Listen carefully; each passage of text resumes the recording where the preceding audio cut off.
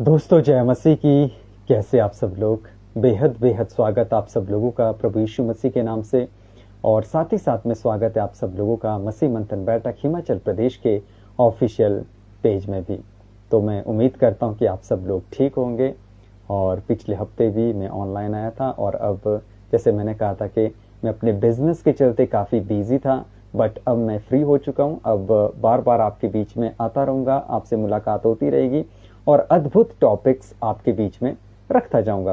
तो आज जो मैं बात करूंगा वो करूंगा दशमांश के ऊपर। तो अभी थोड़ी देर पहले हम पास्टर डैनियल राज के साथ लाइव भी थे, उसमें भी आपने देखा होगा कुछ बातें हमने रखी ऑनलाइन, वहाँ पर भी जूम के थ्रू। बट एक बार फिर से मैं आपके बीच में लाइव आकर इस बातों को रखना चाहता हूँ। देखिए, अगर दशमांश की बात करें, दशमांश भी आज की डेट में एक चर्चा का विषय बन चुका है। इसके ऊपर बात होना बहुत ज़्यादा ज़रूरी है। तो नहीं तो आपको पता है कि नहीं तो बहुत सारे पास्टर ने अपनी चर्च को, कलीसिया को इस दशमांश के ट्रैप में फंसा कर रखा हुआ है। तो बहुत ज़रूरी है कि हमें सही नॉलेज बाइबल का हो। तो आज जो भी विश्वासी लोग हैं, अगर वो बाइबल का सही नॉलेज रखेंगे तो वो इस ट्रैप में नहीं फंसेंगे। इस ट्रैप में फंसने का उनका एक ही दिक्कत है कि बाइबल का नॉलेज उनको नहीं है। जो पास्टर है जैसा सिखा रहा है उसके अकॉर्डिंग वो कर रहे हैं, और उनको लगता है कि हमारा पास्टर गलत नहीं हो सकता। तो अगर हम बात करें दशमांश की, अगर हम लॉ के हिसाब से देखें, जो टाइथ है, जो दशमांश है, एक लीगल रिक्वायरमेंट थी इजराइल के लिए, जो इजराइल को ये देना पड़ता था। इजराइलियों के लिए कानून था, उनको दशमांश देना ही देना पड़ता था। दूसरा, हम देखते इसका जो मेन पर्पस था वो लेवियों के लिए था, और परमेश्वर के काम में सपोर्ट मिले ये इसके लिए होता था। तो अगर आप लेव्य व्यवस्था उसका 27 अध्याय वचन 30 पढ़ते, वहां पर लिखा है, फिर भूमि की उपज का सारा दशमांश, चाहे वह भूमि का बीज हो चाहे वृक्ष का फल हो, वह यहोवा का है, वह यहोवा के लिए पवित्र ठहरे। तो यहाँ पर साफ साफ लिखा है, जो दशमांश होता था वो या तो बीज होता था या तो फिर फल के रूप में दिया जाता था, या तो बीज था या फिर फल के रूप में दिया जाता था। और पैसों से यहाँ पर कोई भी लेना देना नहीं था, पैसों का यहाँ पर कोई भी लेना देना नहीं था। वह यहोवा का है और यहोवा के लिए पवित्र ठहरे। और यहाँ पर हम ये देखते हैं।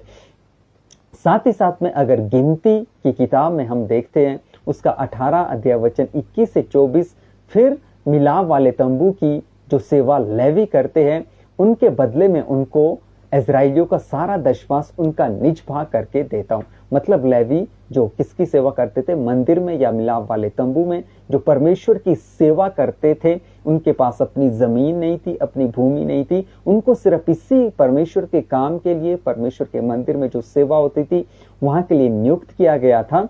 तो उनके पास अपनी जमीन नहीं थी। तो अगर उनने गुजारा करना है तो जो लेवियों, जो इजराइलियों का दशमांश आता था वो उनके लिए दिया जाता था, उनका भाग करके देता हूं। और भविष्य में इजरायली मिलाप वाले तंबू के समीप ना आए, ऐसा ना हो कि उनके सिर पर पाप लगे और वे मर जाएं। परंतु लेवी मिलाप वाले तंबू की सेवा करे और उनके अधर्म का भार वे ही उठाया करे। यह तुम्हारी पीढ़ियों में सदा की विधि ठहरे, और इजराइलियों के बीच उनका कोई निज भाग ना होगा, क्योंकि इजराइली जो दशमांश यहोवा की उठाई हुई भेंट देंगे, उसे मैं लेवियों के निज भाग करके देता हूं। इसीलिए मैंने उनके विषय में कहा है कि इजराइलियों के बीच कोई भाग उनको ना दे। तो इजराइलियों के पास अपनी भूमि नहीं थी, अपनी जमीन नहीं थी, तो उनको जो इजरायली दशमांश देते थे उसी से ही लेवियों को गुजारा करना पड़ता था। तो आई होप कि आप यहां तक समझ चुके। तो अगर टाइथ व्यवस्था के 613 कानून में आता है, जिसको आप कमेंडमेंट भी कह सकते हैं, और साथ ही साथ में हिब्रू में इसको मिट्ज़वोट कहते हैं। तो टाइथ जो है वो 613 कानून में आता है। 613 कानून को जब आप पढ़ोगे, जब कभी आप रीड करोगे, उसमें से 21 कानून ऐसे हैं जो टाइथ को लेकर है, जो टाइथ की बात करते हैं। अगर आप जो टाइथ का जो 613 कानून है, जब आप इसको पढ़ेंगे, इसके जो 249 से 249 पॉइंट जब आप पढ़ेंगे, वहां से आगे 270 तक जब आप पढ़ोगे, वहां पर दशवांश के नियम है।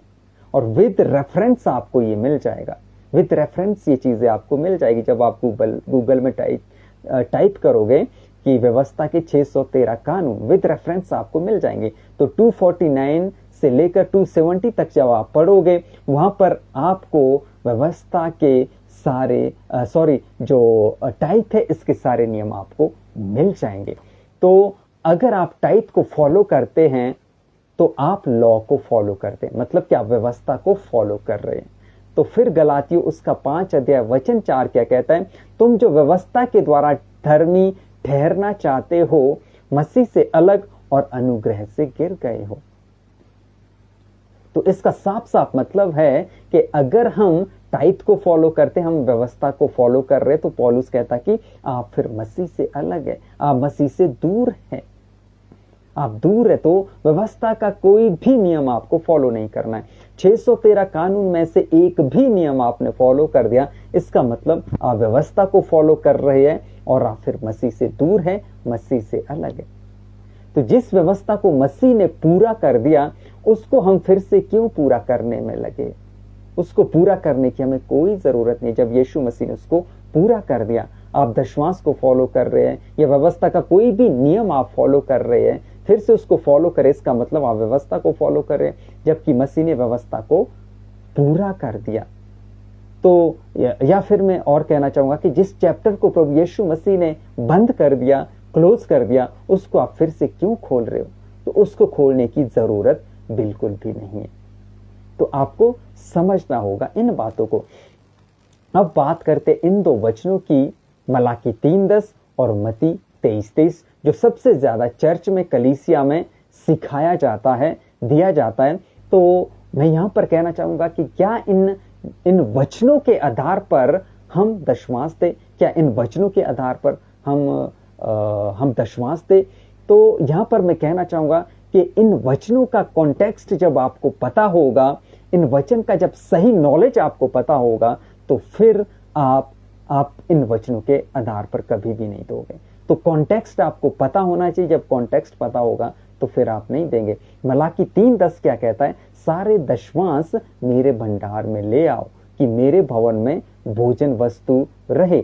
और सेनाओं का यहोवा यह कहता है कि ऐसा करके मुझे परखो, मैं आकाश के झरोखे तुम्हारे लिए खोलकर तुम पर अपरंपार आशीष की वर्षा करता हूं कि नहीं।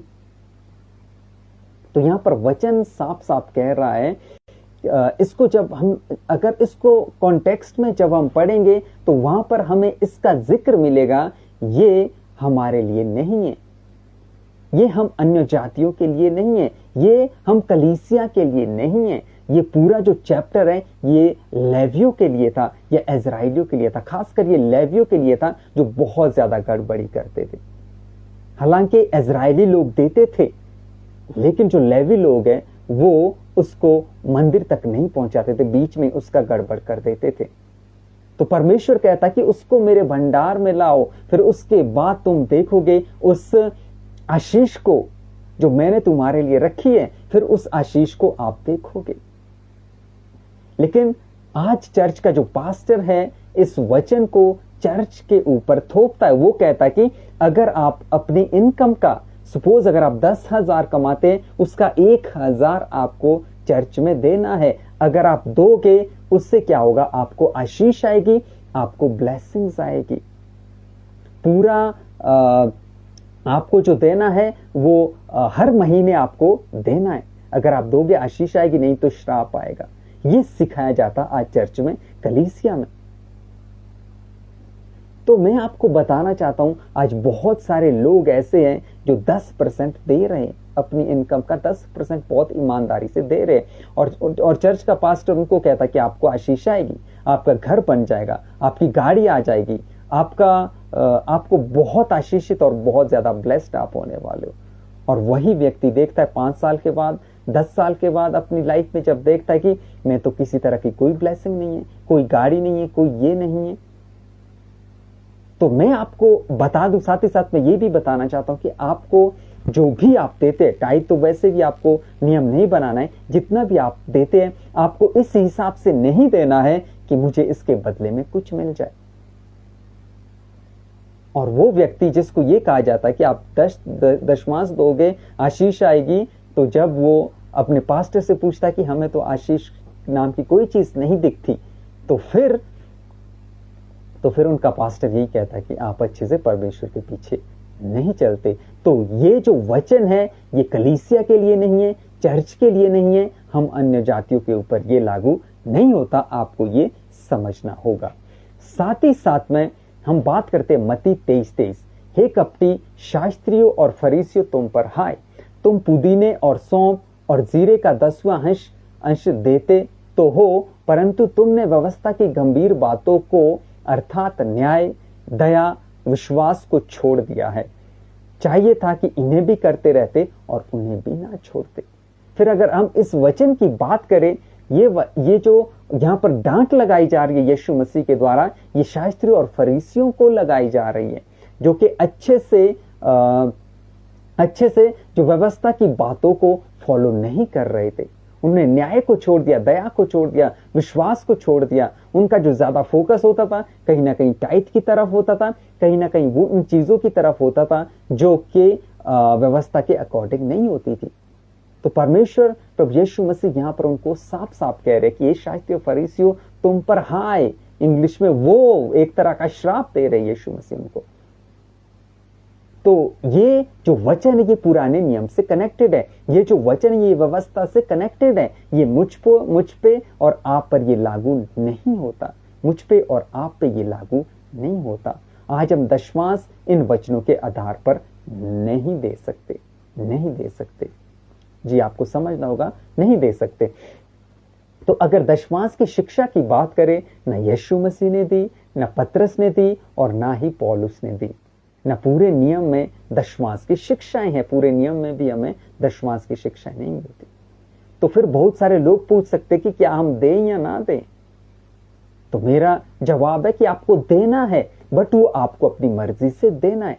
अगर मिनिस्ट्री की बात करें, मिनिस्ट्री के लिए बहुत जरूरी है पैसा, और बिना पैसे के मिनिस्ट्री नहीं हो सकती, ये संभव बिल्कुल भी नहीं है। बल्कि एक विश्वासी को तो देने वाला होना चाहिए, आपको खुल के देना चाहिए। बट कैसे देना चाहिए, आपको कैसे देना है? फ्रीली देना है, बिल्कुल आजादी से आपको देना है, बिल्कुल आजादी से आपको देना है, दिल से देना है, खुशी से देना है, फेथ से आपको देना है, और किसी के डर से और किसी के दबाव से तो आपको बिल्कुल भी नहीं देना है। दूसरा कुरिन्थियों 9:7 क्या कहता है? हर एक जन जैसा मन में ठाने वैसा ही दान करे, न कुड़ के और न दबाव से, क्योंकि परमेश्वर हर्ष से देने वाले से प्रेम रखता है, हर्ष से देने वाले से प्रेम रखता है। तो आपको कुड़ के नहीं देना है। कुड़कुड़ाहट कब होगी? जब कोई दबाव आपके ऊपर डालेगा। तो आपको हर्ष से देना है, किसी के डर से और किसी के दबाव से आपको बिल्कुल भी नहीं देना है। तो क्या कहा था पौलुस ने उन सेवकों के लिए जो चर्च के पैसों पर अपना गुजारा करते, चर्च के पैसों पर अपना गुजारा करते? इसके लिए आप वचन पढ़ सकते हैं, दूसरा थिस्सलुनीकियों उसका 3 अध्याय 1 से 15 तक। मैं सारे वचन नहीं पढ़ूंगा, कुछ वचन आपके बीच में रख देता हूं। और हम टेढ़े और दुष्ट मनुष्यों से बचे रहें, टेढ़े और दुष्ट मनुष्यों से हमें बचकर रहना। बाइबल इससे साफ साफ कह रही है, क्योंकि हर एक में विश्वास नहीं। तो जो टाइट आपको सिखाता है वो तो क्या है? फिर दुष्ट और टेढ़े, है ना, टेढ़े मनुष्यों में वो आता है। तो हमें ऐसों से बचकर रहना है। परंतु प्रभु सच्चा है, वो तुम्हें दृढ़ता से सुरक्षित रखेगा और उस दुष्ट से सुरक्षित रखेगा। और 6 वचन क्या कहता है? हे भाइयों, हम तुम्हें अपने प्रभु यीशु मसीह के नाम से आज्ञा देते हैं कि तुम हर एक ऐसे भाई से अलग रहो जो अनुचित चाल चलता और जो शिक्षा उसने हमसे पाई उसके अनुसार नहीं करता, उसके अनुसार वो नहीं करता। तो हमें क्या है? अनुचित चाल नहीं चलना, जो सिखाया गया है उसके अकॉर्डिंग ही चलना है। साथ ही साथ में 14 वचन में हम देखते हैं, यदि कोई हमारी इस पत्री की बातों को ना माने तो उस पर दृष्टि रखो और उसकी संगति ना करो, उससे जिससे वो लज्जित, उसकी संगति ना करो। ऐसों की संगति करने की हमें जरूरत नहीं है। जो पास्टर आपको गलत तरीके से सिखाता है, ऐसों की संगति आपको करने की जरूरत नहीं है। ऐसों से आपको दूर रहना है, ऐसों से आपको दूर रहना है। तो इन वचन के वसीले से मैं आपको ये बताना चाहता हूं कि जो पुराने नियम में था, जो व्यवस्था के अकॉर्डिंग था, अगर दशमांश की बात करें व्यवस्था के अकॉर्डिंग है, 613 कानून में वो आता है, तो 613 कानून में से एक कानून भी हम फॉलो करते हैं तो हम मसीह से दूर है, हम मसीह से अलग हैं। तो मैं यही कहना चाहूंगा कि ये दशमांश का हुक्म अगर आपके ऊपर लगाया जाता है, उसको आपको फॉलो करने की जरूरत नहीं है। बट जो आपको देना है वो आपको अपनी मर्जी से देना है, किसी के डर से और किसी के दबाव से आपको बिल्कुल भी नहीं देना है। तो परमेश्वर आप सब लोग को बहुत बहुत आशीष दे। मिलते एक और नई वीडियो के साथ और एक नए टॉपिक के साथ। वीडियो को खूब शेयर करें, दूसरों तक पहुंचाएं। God bless you all.